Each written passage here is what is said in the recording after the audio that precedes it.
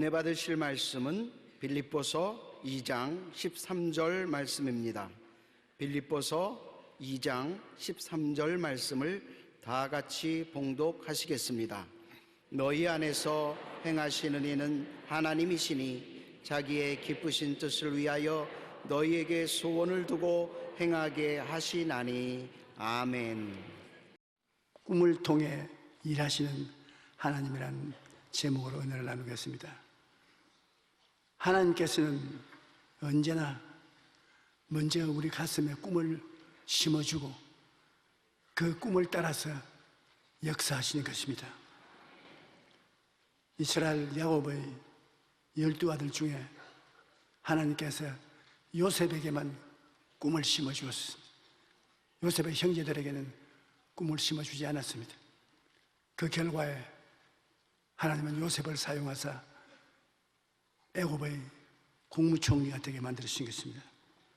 하나님께서 애굽에서 종살이하던 이스라엘을 해방시킬 때 무적정하고 가나안 땅으로 가자, 그러는 게 아닙니다. 그런다고 따라오지 않습니다. 430년 동안 종살이하던 그 이스라엘 민족에게 하나님이 꿈을 심어주었습니다. 꿈도 보통 꿈이 아닙니다. 젖과 꿀이 흐르는 땅으로 가자. 저는 예수를 믿지 않다가 예수를 믿겠는 이유, 자리에 누워서 기침을 하고 피를 토하고 그러면서 성경에 하나님이 젖과 꿀이 흐르는 동산으로 데려갔는데 깜짝 놀랐습니다. 세상에 젖과 꿀이 흐르는 땅으로 이끌어 가시는 하나님도 계신가? 나는 누가 뭐라고 말해도 이 하나님 내가 믿어야 되겠다. 자갈밭으로, 가시밭으로 이끌어가는 지도자는 많아도 젖과 꿀이 흐르는 땅으로 이끌어간다. 얼마나 놀라운 일입니까? 저도 여러분을 젖과 꿀이 흐르는 땅으로 말씀으로 인도해 가려고 기도하고 있습니다.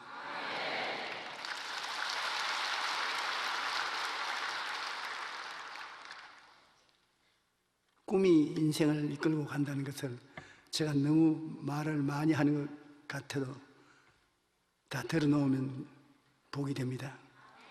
19세기 영국의 평론가 토마스 카라일은 명확한 목적이 있는 사람은 험난한 길에 나서도 극복하고 나가는 것입니다. 아무런 목적이 없는 사람은 가장 평탄한 길에서 실패하고 나아가지 못합니다. 꿈이 없는 사람은 뗏목과 같습니다. 강물이 흐르는 대로 이리저리 떠밀려 다니는 뗏목처럼 주변 환경이나 여건에 따라 흔들리고 마는 것입니다. 그러나 꿈이 있는 사람은 모터보트와 같습니다. 꿈이 있는 사람은 꿈이라는 엔진이 웽 하고 모터를 끌고 나가니까 자기가 원하는 것으로 방향을 조절하면서 힘차게 앞으로 나갈 수가 있는 것입니다. 그러므로 꿈이 우리의 삶을 이끌어가는 원동력이 되는 것입니다. 우리는 꿈을 가지고 뗏목 인생을 사는 것이 아니라 모터보트 인생을 살아야 되겠습니다.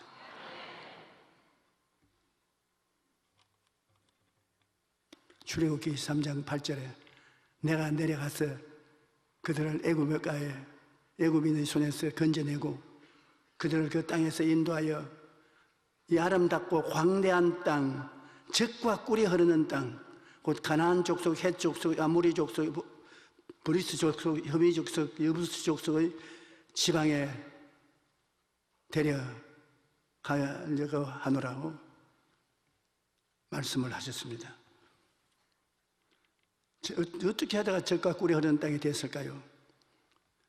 그곳으로 인도하시겠다는 하나님의 말씀은 이스라엘 백성들의 가슴을 설레게 하지 않을 수 없습니다.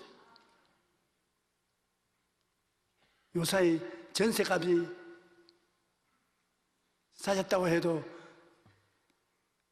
그것을 듣는 전세 인생을 사는 우리들에게 가슴이 설레게 된대. 공짜로 훅절로 젖과 꿀이 막 흐르는 것을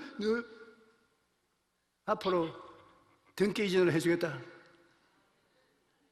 그런데 그 소리 듣고도 박수 안 치고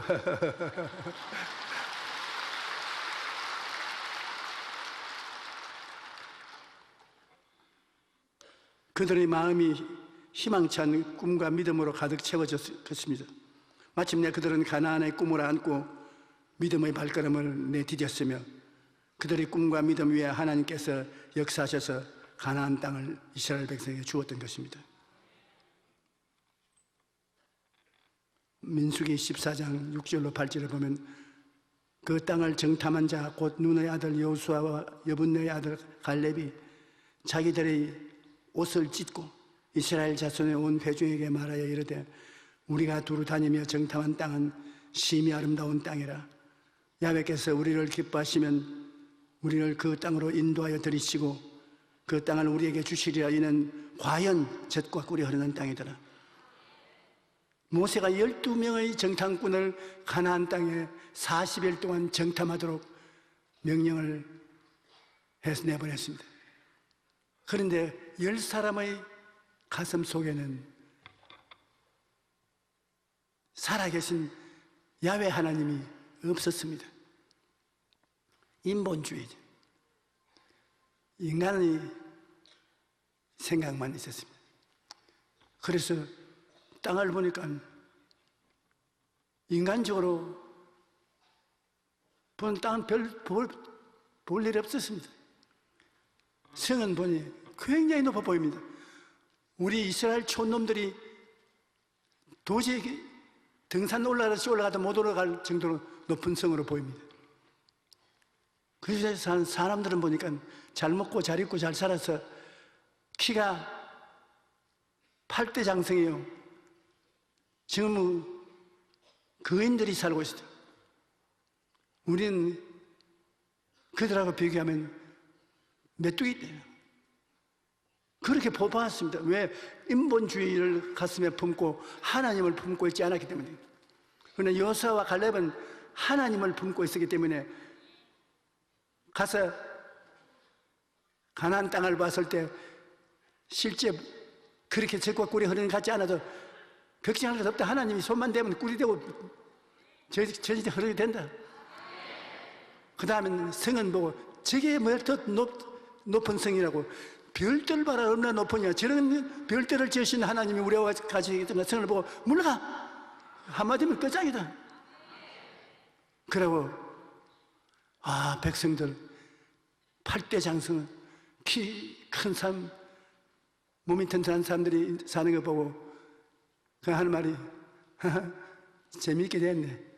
하나님이 우리에게 계시니까 지금 우리 밥이다. 밥. 하나님이 같이 계시면 모두 다 밥이지 뭐 밥하는 게 어디 있습니까? 그러고 그 백성들을 보고 우리가 쳐들어오면 하나님이 우리에게 주실 것이라. 우리에게 좋은 일만 있다.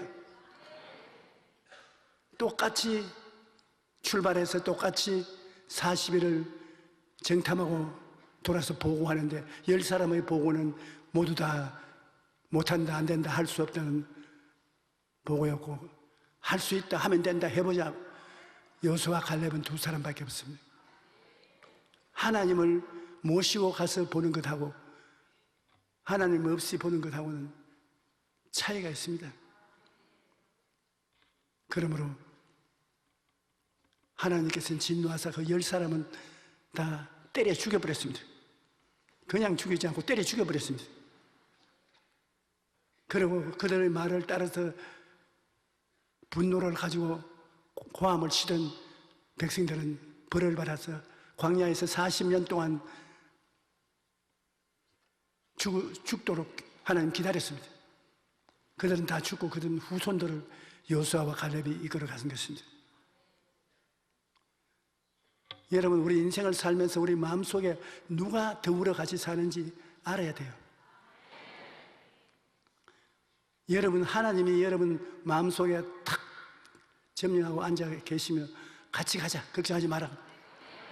그러면 아무리 원수가 무섭더라도 저 누구 내 밥이야, 밥. 저 성, 하늘 아래서는 성도 아니야, 그냥 울타리야. 여러분, 보는 관점이 달라지게 되는 것입니다.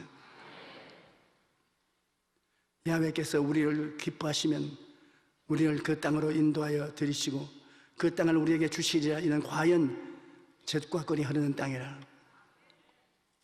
오늘날에도 하나님께서는 사람들에게 꿈을 심어주시고 그 꿈을 통하여 역사하시는 것입니다.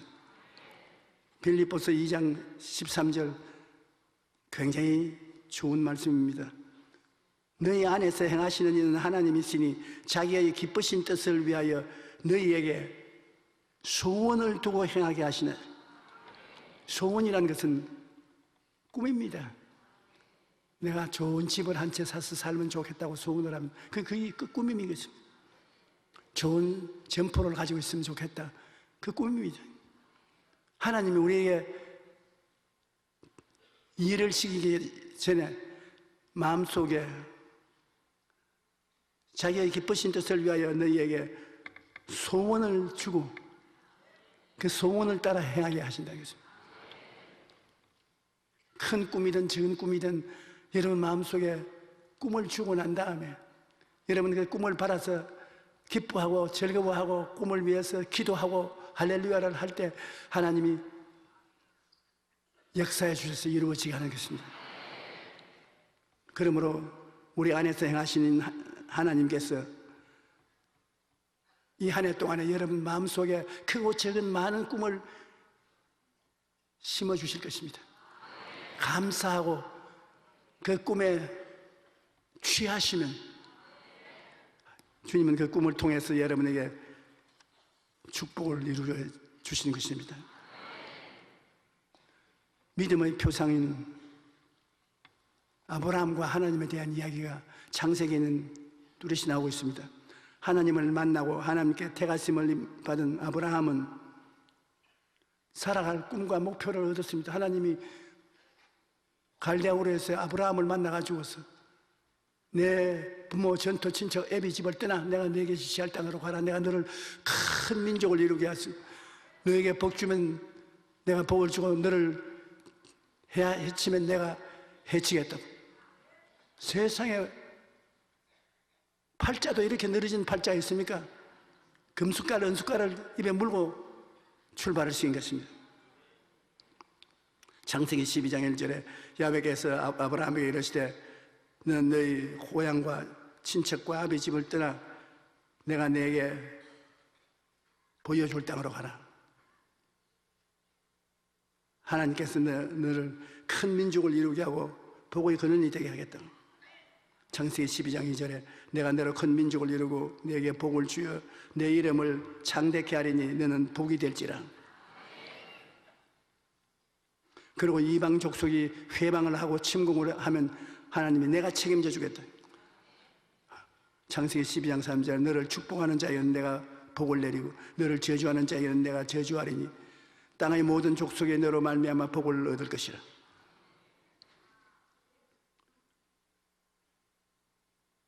이와 같이 하나님의 은혜와 꿈을 받았음에도 불구하고 아브라함은 처음부터 에이샤 우리보다 훌륭한 사람 아니었습니다. 그도 마음에 겁이 많고 걱정이 많았습니다. 그가 갈대아 우르를 떠나서 가나안 땅으로 가라고 할 때 하란에서 아버지 재산을 상속받았습니다. 아버지 데라 상속받아서 일가 친척들 거느리고 그리고 가족을 잃어버리고 고아가 된 조카 롯을 데리고 갔습니다. 그래 하나님이 가만히 내려다보시니 가관이라 너 전토 친척 아비 집을 떠나라고 했는데 전토도 다 팔아서 포켓도 해놓고 친척도 다 그늘이고 애비 집인 조카도 데리고 한 떼거지들이 내려가는 거예요. 그런데 그냥 내려가서 더 좋을 수 있겠는데 가나안 땅에 내려가니까 기근이 닥쳐왔어요. 살기가 어려워졌습니다. 처음부터 시작해서 은과 금이 캐면 막 쏟아져 나올 줄 알았는데 그렇지 못했습니다. 살기가 어려우니까 그 아버지의 종들이 다 짐꾸러미 사서 고향 땅으로 돌아가 버렸습니다. 아브라함은 조카 롯과 자기 아내하고 종들 몇 사람밖에 안 남았습니다. 그냥 아브라함이 문제 해결을 어떻게 했습니까? 그게 엎드려서 하나님께 기도하고 우리 기도원에 갔으면 좋을 것인데 그러지 않고 자기 부인하고 우리 살러 가자. 하나님이 농담하시는지도 모른다. 우리 여기 있다가는 굶어 죽으니 애굽으로 가자. 그 당시에 애굽은 요사이 우리에게 미국과 같은 곳입니다. 애굽으로 가자. 그러고는 자기 부인의 옷을 털털 털고 머리를 한번 쓰다듬으면서 야, 당신 너무 인물 잘났다. 내가 사실 말을 안 해 그렇지 타양 땅으로 너와 같이 하려니까 겁이 난다. 너무 잘났기 때문에 사람들이 너를 소유하기 위해서 나를 죽이고 너는 살 것이다. 그러니 날 좀 살려줘. 이 양반이 왜 갑자기 늙어서 이런 이상한 말을 하는? 이상한 말이 아니라 세상은 그렇다. 그러니까 이제부터 국경을 넘겨달라고 나보고는 오빠라고 하지 그 이상 넘어가면 날 잡아먹는 짓이다. 그래가지고서 마누라하고 애굽에 건너가서 아니면 오빠 하다가 그 마누라도 뺏겼어요. 신하들이 보고 얼굴이 검은 사람에 비해서 허여멀건 아름다운 여자를 보았는데 70이 넘었는데도 불구하고 어린애기를 낳지 않고 그동안 남편하고만 살았기 때문에 늙지를 않았습니다. 바로가 당장 자기 아내로 받아들이고 아브라함 처남 이리 와 밥 먹자. 이런 꼬락서니가 있습니까? 하나님이 보고 아유 못난 놈지 참 저런 놈을 믿음의 조상으로 만들자니 앞길이 캄캄하다. 그러나 하나님께서 적당한 때 바로의 집안을 내리쳤습니다. 집안이 풍지박산이 되니까 그들도 어찌할 뻔하나 벌벌 떨고 알아보니까 아브라함은 사라의 남편이지 오빠가 아니었어. 그 정체가 드러나자 왕이 호함을 치고 너 때문에 우리 나라가 망하게 될 뻔하게 돼. 왜 거짓말을 하냐? 한시가 보기 싫으니 빨리 나가라. 내가 데리고 살은 날짜 서슴지 않게 붙어서 은과 금과 짐승들을 줘서 보내라. 그래가 그 아내의 미모 때문에 죽을 뻔도 당하고 부자가 돼가지고서 다시 가나안 땅으로 돌아왔습니다. 그러므로 아브라함이라고 해서 시험이 없는 것은 아닙니다. 여러분도 주님을 믿는데 왜 나는 시험이 있느냐? 하나님이 시험을 쳐보는 것입니다. 여러분 시험을 쳐보고 합격이 되면 될수록 하나님이 복을 더 많이 주시는 것입니다. 창세기 12장 5절에 보면 아브라함이 그의 아내 사레와 조카 롯과 하란에서 모은 모든 소유와 얻은 사람들을 이끌고 가나안 땅으로 가리고 떠나니 마침내 가나안 땅에 들어갔더라. 기근이 다가왔을 때 믿음으로 극복지 않고 인간 지혜로 애굽으로 내려간 것을 성경은 분명히 말하고 있는 것입니다. 그 땅에 기근이 들었으므로 아브라함이 애굽에 거류하려고 거리로 내려갔으나 이는 그 땅에 기근이 심하였음이라. 그가 애굽에 가까이 이르렀을 때 그 아내 사레에게 말하되 내가 알기에 그대는 아리따운 여인이라. 애굽 사람이 그대를 볼 때 이르기를 이는 그의 아내라 하여 나는 죽이고 그대는 살리리니 원하건대 그대는 나의 누이라 하라. 그러면 내가 그대로 말미암아 안전하고 내 목숨이 그대로 말미암아 보존되리라. 아브라함이 아내는 착한 아내를 얻었습니다. 아내가 남편 부상당할까 싶어서 입에 오빠를 달고 다녔습니다. 오빠 이리와 저리가. 그러나 거짓말한 것이 드러나고 말한 것입니다. 우리가 아브라함이나 우리나 마음의 꿈이 강력한 동기를 부여하는 것입니다. 꿈이 있어야 일을 하는 것입니다. 꿈이 있지 않으면 일을 안 하는 것입니다. 오늘날 경쟁사회인 것입니다. 학생이든 직장이든 사업가든 경쟁을 피할 수가 없습니다. 이러한 경쟁에서 누가 성공을 할까요? 그것은 꿈을 가진 사람이 성공합니다. 왜냐하면 꿈이 가장 강력한 동기부여의 요인이 되는 것입니다. 꿈이 있으니까 꿈을 따라 달리는 것입니다. 한 여론조사기관이 약 13년 동안 미국인들의 업무 이욕에 대해 조사했는데 70%는 자기가 하는 일에 매우 낮은 이욕을 보였고 30%만 능동적으로 일하면서 높은 생산성을 나타냈습니다. 그런데 이 두 그룹의 가장 뚜렷한 차이점은 바로 꿈이 있느냐 없느냐인 것이었습니다. 직장에서 마지못해 일하는 사람이 능률이 오를 택이 없습니다. 꿈을 가진 사람이 열심히 끝까지 최선을 다하고 나가는 것입니다. 학교에서도 마찬가지입니다. 억지로 공부하는 학생은 좋은 성과를 얻지 못합니다. 꿈을 가지고 자원해서 공부하는 학생은 좋은 결과를 얻는 것입니다. 그러므로 먼저 마음속에 꿈을 심어야 하는 것입니다. 그래야 자신의 분야에서 성공을 거둘 수가 있는 것입니다. 바라봄의 법칙을 보면 뉴욕 맨하탄 할렘에 위치한 데모크라시 프랩 차드 스쿨이라는 뉴욕에서 가장 열악한 초등학교가 있습니다. 이 학교는 소득 수준으로 보면 미국 최하의 가난한 계층의 자녀들입니다. 그리고 가정사정은 80%가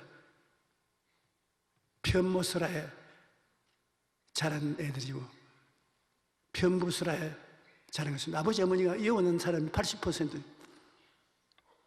그러니 이 학교는 창립 7년 만에 뉴욕에서 최고의 높은 성과를 내는 공립학교가 되었습니다. 이를 가능케 만든 주인공은 새 안드루시인데 한국식 교육 시스템을 도입한 이후 최하위 수준에 머물고 있던 학교가 뉴욕의 최우수 학교로 탈바꿈했습니다. 그는 우리나라에서 원주민 교사로 일한 적이 있는데 가난에 벗어나기 위해서 열심히 공부하는 한국인과 세계 10대 가난한 나라에서 속했던 한국이 오늘날 세계 10대 강국이 된 것을 보고 큰 도전을 받았습니다. 그는 열심히 공부하자, 대학에 가자, 세상을 변화시키자는 목표를 가지고 2005년 학교를 설립했습니다. 설립 당시 그는 학생들과 개별 면담을 했는데 대학에 가겠다는 학생은 한 사람도 없었습니다. 그날부터 이 교장 선생님은 학생들에게 꿈을 심기 시작했습니다. 복도와 교실마다 세계 유명한 대학의 깃발과 사진을 가득히 걸어놓았습니다. 또 학생들은 데리고 정기적으로 좋은 대학을 탐방했습니다.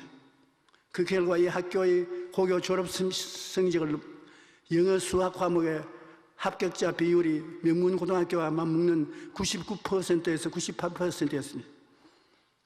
대학 진학률은 100%였습니다. 바라봄의 법칙을 통해서 학생들이 대학에 가겠다는 꿈을 가지자 어려운 환경 속에서도 이처럼 값진 성과를 낼 수가 있었던 것입니다. 소설가 생택쥐 별이는 만일 별을 만들게 하려면 사람들에게 넓고 끝없는 바다를 구경하게 만들어 바다를 먼저 보여주면 바다 건너가는 꿈을 꾸게 되고 그 꿈을 꾸게 되면 배를 만들게 되고 꿈이 없는 백성은 망한다고 꿈이 없이 아무것도 이루어지지 않은 것입니다. 여러분,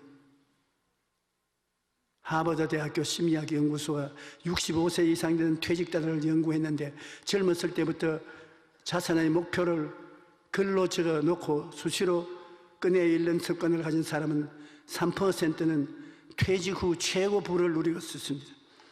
목표는 있지만 글로 적지 않았던 사람들 10%는 퇴직 전과 비슷한 경제력을 가지고 살았습니다. 목표가 수시로 바뀐 사람은 60%인데 간신히 생활을 유지하고 있었습니다. 목표, 즉 꿈의 지체가 없는 사람들은 27%였는데 자선단체의 도움을 얻어서 겨우겨우 목숨만 이어가는 생활을 했습니다. 목표 설정은 이처럼 경제적인 삶과 관련이 있습니다. 왜 내가 이 이야기를 하느냐 하면은 성경을 읽는 사람은 목표를 안 가질 도리가 없습니다. 창세기부터 계시록까지 하나님은 이 땅에서 구원을 받는 사람을 만들고 죽어 저 건너편에 영원한 세계에서 목표를 가지고 갈 수 있도록 하신 것입니다. 우리는 갈보리 십자가를 항상 생각합니다. 갈보리 십자가에 통해서 죄사함을 받고 의롭다함을 얻고 성결을 얻고 병고침을 받고 저주에서 해방되고 죽어 장례진 다음에도 부활하고 모든 것에 목표가 정해진 것입니다. 그러고 난 다음 마음속에 생각이 긍정적이고 꿈을 갖고 믿음을 갖고 창조적인 선언을 하면 보고 믿고 말하게 되기 때문에 기적이 일어난다. 그러므로 성경을 읽고 기도하고 나가는 사람에게는 꿈을 가지지 아니할 수가 없고 꿈이 없는 백성이 안 되기 때문에 망하지 않습니다. 역사를 통해서 보면 세계적으로 하나님을 믿은 백성치고 망한 민족이 없습니다. 정말로 제가 100살까지만 산다면이 아니라 살겠지.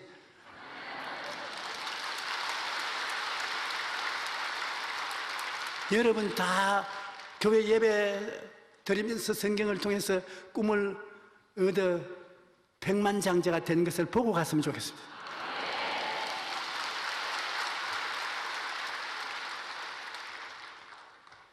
그냥 종교적으로 우리는 교회에 나오는 것이 아닙니다. 여러분은 생각과 꿈과 믿음과 창조적인 선언을 하면서 그 안에 하나님의 기적을 창조하면서 살아가는 것입니다. 하늘을 우러러 별을 셀 수 있나 보라고 하나님은 아브라함에게 말했습니다. 아브라함이 꿈을 잃어버리고 방황할 때 창세기 15장 4절 5절에 야훼의 말씀이 그에게 임하여 이르시되 너희 집에 있는 종 그 사람이 내 상속자가 아니라 내 몸에서 날 자가 내 상속자가 되리라 하시고 그를 이끌고 밖으로 나가사 하늘을 우러러 별을 셀 수 있나 보라. 또 그에게 이르되 내 자손이 이와 같으리라. 꿈을 가지는 것입니다. 아브라함이 말씀을 믿으니 하나님이 의로 여기셨습니다. 로마서 4장 18절로 22절에 아브라함이 바랄 수 없는 중에 바라고 믿었으니 이는 내 후손이 이 같으리라 하신 말씀대로 많은 민족의 조상이 되게 하리 하심이라. 그가 백신화되어 자기 몸의 죽은 것 같고 사라의 태의 죽은 것 같음을 알고도 믿음이 약하여 지지 아니하고 믿음이 없어 하나님의 약속을 의심치 않고 믿음으로 견고하여져서 하나님의 영광을 돌리며 약속하신 것을 또한 능히 이룰 줄을 확신하였으니 그러므로 그것이 그에게 의로 여기시나니라. 로마서 4장 23절 24절에 그에게 의로 여기시다기로 한 것은 아브라함만 위한 것이 아니요 의로 여기심을 받을 우리도 위함이니 곧 예수 우리 주를 죽은 자 가운데서 살리신 것을 믿는 여러분도 아브라함의 자손이요 아브라함의 준 축복을 받는다는 것입니다. 우리 주 예수를 믿고 신앙생활하는 것은 정말 신바람이 나는 일입니다.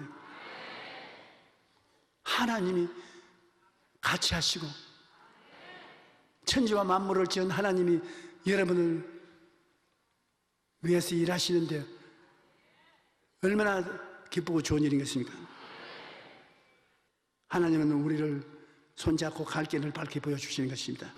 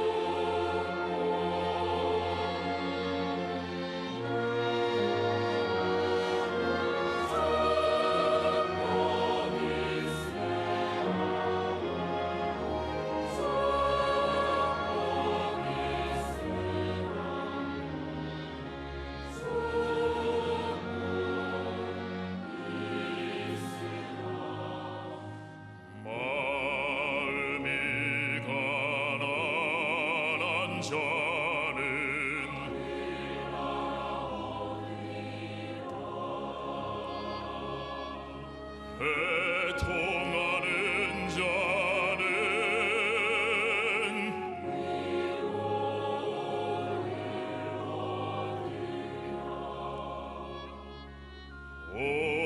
온유한 자는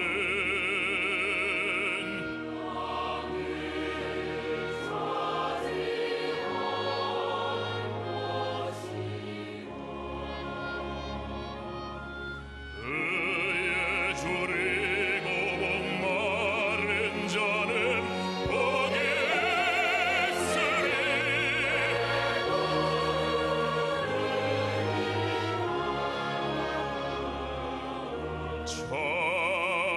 자비로운 자들은